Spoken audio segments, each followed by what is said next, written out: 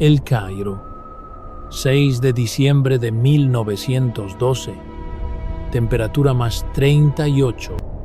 En el aire flota un polvo fino que cruje en los dientes. El arqueólogo alemán Ludwig Borchardt está de pie en el fondo de la excavación en Amarna. Sus trabajadores acaban de sacar un busto de piedra caliza de la arena. Los colores en él se ven como si hubieran sido aplicados ayer. Un ojo está hecho de cristal de roca.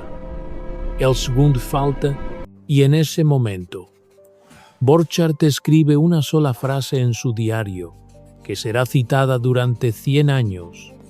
Es inútil describirlo. Hay que verlo. Él sabe lo que ha encontrado. Este es el rostro de una mujer que murió hace 3300 años. Su nombre Nefertiti. Y ahora, algo que no sabías. En 2010, un grupo de genetistas liderado por Zahi Hawass tomó muestras de ADN de las momias del Valle de los Reyes. Entre ellas se encuentran la momia de un joven de la tumba KV55 y el cuerpo de una mujer del escondite KV35, conocida como la Dama Joven. El resultado de las pruebas termina en la revista JAMA y en ella hay una línea que hace que los dedos de los egiptólogos se queden fríos.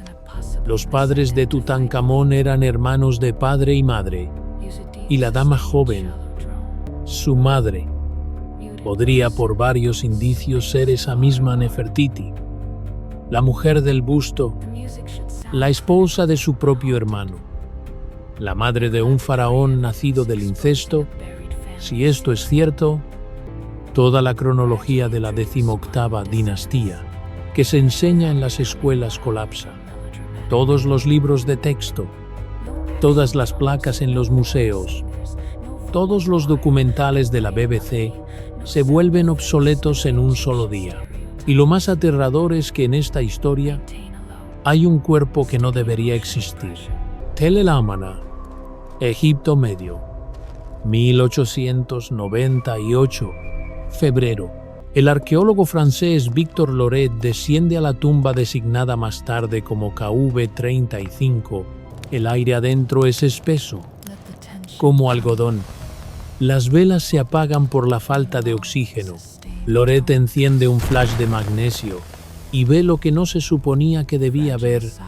En una cámara lateral, apoyadas contra la pared, yacen 3 momias sin sarcófagos, sin inscripciones, solo 3 cuerpos sobre la piedra desnuda. Una de ellas es una mujer de unos 35 años. El brazo izquierdo está cruzado sobre el pecho como un faraón. El derecho está extendido a lo largo del cuerpo. El rostro está destrozado. Alguien, hace miles de años, la golpeó en la mejilla con un objeto pesado, incluso antes de embalsamarla. La caja torácica está abierta. La boca está desgarrada. ¿Quién hizo esto y por qué destruyeron tan meticulosamente un rostro que ya estaba muerto? Los fellaín locales, a quienes Loret contrató para la limpieza, susurran una sola palabra entre ellos: Maluca, la maldita.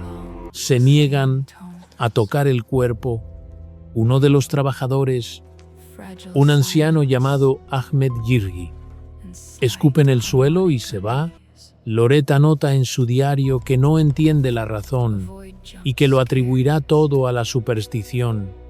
El cuerpo es medido, fotografiado y dejado en la tumba. Durante 112 años es olvidado. Diferentes versiones circulan. El egiptólogo británico Arthur Weigall, en 1910, sugiere cautelosamente que esta es la reina Ti, la abuela de Tutankamón. Otro investigador, Grafton Elliot Smith, la considera una concubina anónima. Alguien de la escuela francesa susurra el nombre de Quilla, la segunda esposa de Akenatón. Nadie está seguro. El rostro está tan destrozado que cualquier identificación es una conjetura sobre fragmentos Y aquí está el momento donde todo se atascó durante casi un siglo. En 2010, el equipo de Hawass tomó una muestra de hueso del fémur de esta momia, la sometió a pruebas de ADN en un laboratorio de El Cairo y obtuvo una coincidencia con Tutankamón tan cercana que solo queda una opción. Esta es su madre. Imagina un árbol genealógico como una foto familiar normal en el refrigerador. Mamá, papá, hijo, excepto que aquí mamá y papá son hermanos de padre y madre. Y la mamá, al mismo tiempo, es quizás la mujer más hermosa del mundo antiguo, cuyo rostro hoy está impreso en tazas en la tienda de un museo de Berlín. La amarga ironía es que Nefertiti en egipcio significa una mujer hermosa ha llegado. Sin embargo, en la tumba KV35 yacía una mujer con el rostro destrozado, sin nombre, sin sarcófago, maldecida por sus propios sacerdotes, pero la identificación sigue siendo controvertida. Varios egiptólogos, incluidos Marc Gabold de Montpellier y Aidan Dodson de Bristol, insisten en que la dama joven no es Nefertiti en absoluto, sino su hermana Okia, una princesa completamente desconocida. La disputa no se ha calmado hasta el día de hoy. ¿Y sabes qué es divertido? El busto de Nefertiti en sí mismo en el Neues Museum de Berlín nunca ha sido sometido a pruebas de ADN porque está vacío por dentro. Es piedra caliza pintada. No hay biología. No hay respuesta. La verdadera respuesta está ahí, en la arena. Y tal vez ya la hayamos encontrado, simplemente nos negamos a admitirlo. Y ahora la pregunta principal, si ella realmente yace en KV35, entonces, ¿dónde está el cuerpo que yacía en su tumba real? ¿A dónde fue la reina de las crónicas oficiales? ¿Y por qué alguien borró tan meticulosamente su nombre de las paredes en la antigüedad? ¿Ajetatón? El nombre moderno es Amarna. Aproximadamente 1345 a.C., una ciudad construida desde cero, en medio del desierto en 5 años, 100.000 habitantes, amplias avenidas, palacios, templos al aire libre. Esta es la capital del faraón Akenatón, el esposo de Nefertiti, el hombre que abolió a todos los dioses de Egipto y dejó solo uno, el disco solar Atón, y 17 años después de su fundación, la ciudad estaba vacía. Los habitantes se fueron, los palacios se cubrieron de arena. Los nombres de Akenatón y Nefertiti fueron arrancados de todas las estelas con cinceles, los cartuchos fueron borrados. Las estatuas destrozadas con martillos metódicamente en el rostro, el pecho, la afirman. Alguien realmente quería que fueran olvidados. En el invierno de 1907, el arqueólogo estadounidense Theodore Davis excavó en el Valle de los Reyes, en una tumba designada como KV55, 20 metros bajo tierra, un pasillo estrecho, calor sofocante, adentro hay un ataúd de madera, con un rostro arrancado. El nombre en el ataúd está raspado hasta la tabla. En el sarcófago está la momia de un joven de unos 25 años. Davis está seguro de que ha encontrado a la reina Ti. La madre de Akenatón anuncia esto a los periódicos y cuelga una placa en la tumba. Un año después, el anatomista Grafton Elliot Smith desenvuelve la momia en El Cairo y escribe un breve informe. Esto no es una mujer. Es un hombre. Davis se niega a creerlo hasta el final de su vida. Un guardia de tumbas local, un copto llamado Yusuf Daramali, Cuenta a los reporteros visitantes una leyenda que escuchó de su abuelo, diciendo que un faraón sin rostro está enterrado en esta tumba. Aquel a quien los dioses se negaron a aceptar, los periodistas lo anotan con una risita. En 1907, tales historias eran material para columnas de tabloides. 103 años después, el ADN de esta momia llega al mismo laboratorio en El Cairo y produce un resultado que hace que la voz de Zahi Hawass tiemble en una conferencia de prensa. Este es el padre de Tutankamón y el hermano de padre y madre de la dama joven de KV-35.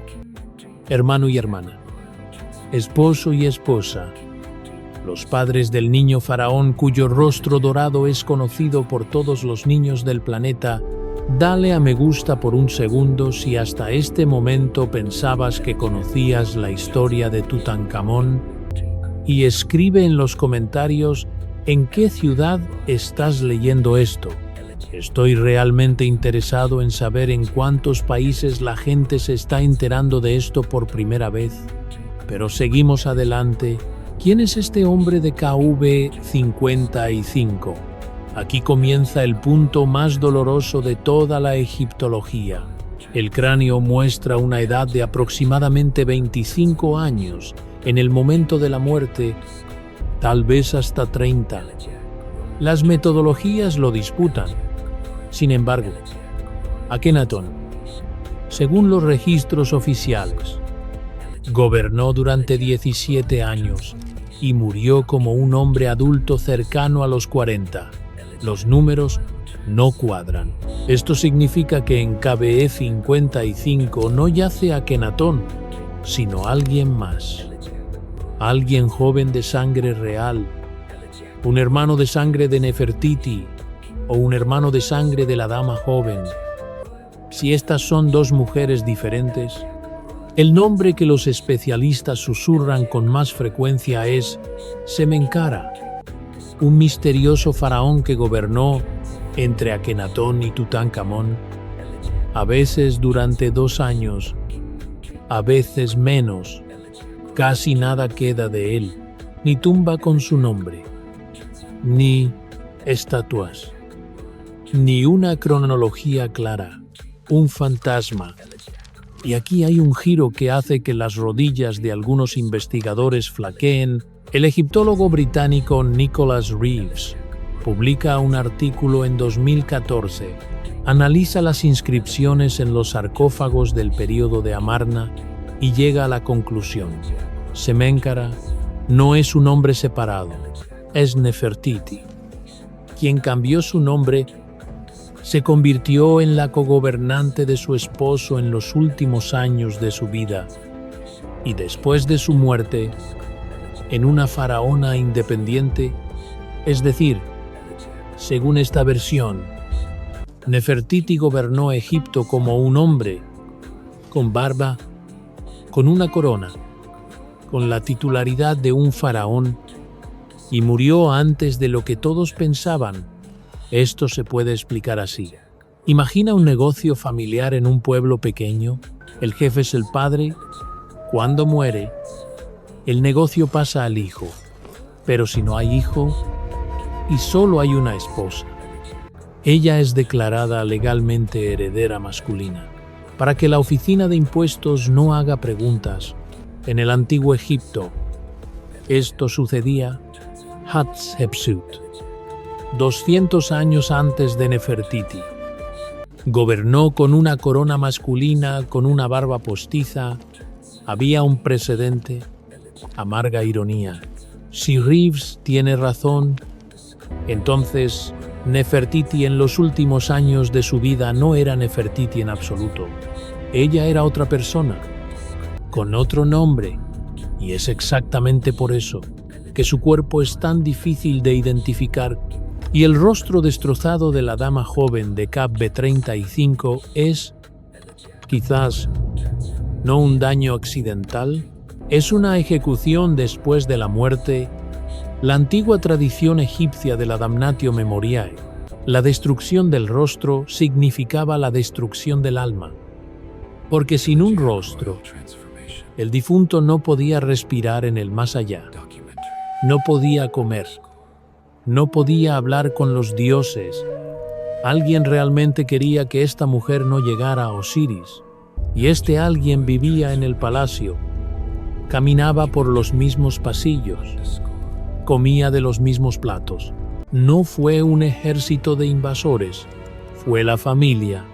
Más adelante se pone peor, porque la prueba de ADN de 2010 mostró otra cosa de la que se habla menos en los artículos populares. La madre de la dama joven es la reina Ti. Lo mismo se aplica al hombre de KV55. Comparten una madre en común y un padre en común. Amenofis II. Esto significa que si la dama joven es de hecho Nefertiti, entonces Nefertiti no era la hija del visir. Ay, como se creyó durante 100 años, era la hija legítima del faraón, una princesa de sangre, la hermana de su propio esposo. Todas las genealogías dibujadas en los libros de texto se rompen en esta línea y afuera de mi ventana. Ahora es tarde en la noche, en el Cairo. Es temprano en la mañana, en Berlín. Un museo vacío con un busto iluminado detrás de un vidrio a prueba de balas. Y en algún lugar de los archivos del Museo de El Cairo, en un refrigerador, yace una muestra de tejido que podría confirmar todo esto definitivamente o refutarlo de una vez por todas. Solo que la prueba aún no se ha repetido. 12 años de silencio. ¿Por qué? El Cairo. El Museo Egipcio en la Plaza Tahrir, febrero de 2010. Zahi Hawass, el entonces jefe del Consejo Supremo de Antigüedades de Egipto, sale a hablar con los periodistas, cámaras de la BBC, National Geographic, Discovery. Lee los resultados de la prueba. La sala aplaude. Al día siguiente, titulares en todo el mundo. El misterio de Tutankamón está resuelto y un mes después comienza un escándalo silencioso. Un grupo de genetistas independientes suizos, alemanes, estadounidenses publican una respuesta en la misma revista JAMA. Escriben con cortesía pero con dureza. Las muestras podrían haber estado contaminadas. La metodología de marcadores STR está desactualizada para el ADN antiguo. El clima tropical de Egipto destruye el material genético más rápido que en las momias del norte. Las conclusiones del equipo de Hawass dicen, no pueden considerarse probadas. Zahi Hawass responde en televisión, diciendo que los extranjeros quieren robarle la historia a Egipto. La discusión se convierte en un escándalo diplomático. Las pruebas no se repiten. Un año después, una revolución en la Plaza Tahrir. Hawass es destituido de su cargo. El laboratorio donde se realizó el análisis es parcialmente destruido en los disturbios. Una parte de las muestras desaparece. No es robada, simplemente desaparece del inventario. Nadie sabe a dónde. Imagina que estás en una pequeña panadería donde solo hay una receta para el pan de autor y una mañana el cuaderno con la receta desaparece de la mesa. Nadie vio nada. Nadie tiene la culpa. Simplemente se ha ido de la misma manera. Algunas muestras de Amarna desaparecieron. Desde entonces, durante 12 años, no ha habido una nueva prueba de ADN completa e independiente de Tutankamón y la dama joven. Las solicitudes de las universidades alemanas y británicas son rechazadas por la parte egipcia cortés, pero firmemente se dan diferentes razones. La preservación de las momias, el respeto a los muertos, procedimientos internos. Y aquí comienza el territorio donde estoy obligado a decir honestamente, nadie sabe nada con seguridad. La versión de Reeves de que Nefertiti se convirtió en el faraón Semenchkara es una hipótesis respetada, pero una hipótesis. La identificación de la dama joven como Nefertiti es controvertida. Varios egiptólogos, incluidas Kathleen Martínez y Aidan Dodson, aún insisten en otras candidatas, pero un hecho no ha ido a ninguna parte.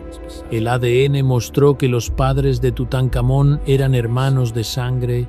Esto ya no es una hipótesis, esto es un análisis. Y de esto se deriva lo que los libros de texto escolares prefieren callar. La 18ª dinastía no es una familia en el sentido habitual. Es un círculo genético cerrado. Las hermanas se casaban con los hermanos. Las sobrinas se casaban con los tíos. Las hijas a veces se casaban con los padres. No por perversión, sino por política. La sangre del faraón debía fluir solo dentro de la casa, porque se creía que Dios estaba disuelto en esta sangre. La retribución llega en los esqueletos. Tutankamón murió a los 18 años. El pie izquierdo está deformado. El hueso metatarsiano está necrosado. El muslo fue roto poco antes de la muerte.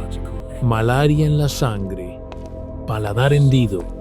Escoliosis. El sistema inmunológico es débil. El niño que heredó el trono del imperio más grande del mundo antiguo caminaba con un bastón.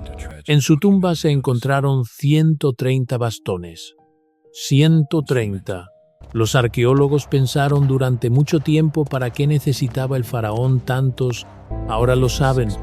No podía caminar sin ellos. Este es el precio del incesto dinástico. La biología no conoce el respeto por las coronas.